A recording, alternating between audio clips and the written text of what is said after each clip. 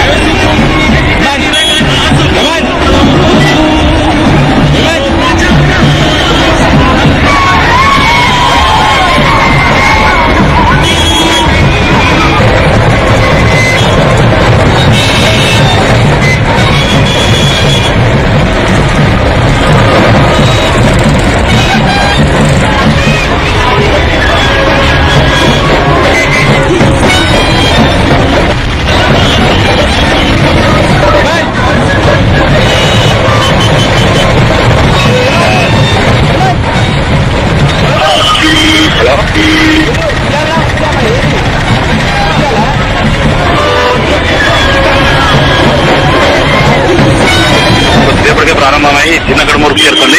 చిన్న కడుమూరులో ఆరోగ్యశ్రీ లబ్ధిదారులతో మాట్లాడనున్నారు. దీంతో పాటు జనాలు చుట్టుపక్కల గ్రామాల నుండి భారీగా తరలివచ్చారు. అంటే రైతులు కానీ ఇతర రైతులైతే కరెంటు సమస్యల పైన, విద్యార్థులు ఫీజు రియంబర్స్మెంట్ పైన ఆమె దృష్టిని తీసుకొస్తున్నారు. చిన్న కడుమూరు తర్వాత పెద్ద కడుమూరులో బహిరంగ సభ ఉంది. లంచ్ అంటే భోజనం పూర్తి చేసుకున్న తర్వాత లంచ్ పాయింట్ లో ఆమె ప్రసంగిస్తారు. అనంతరం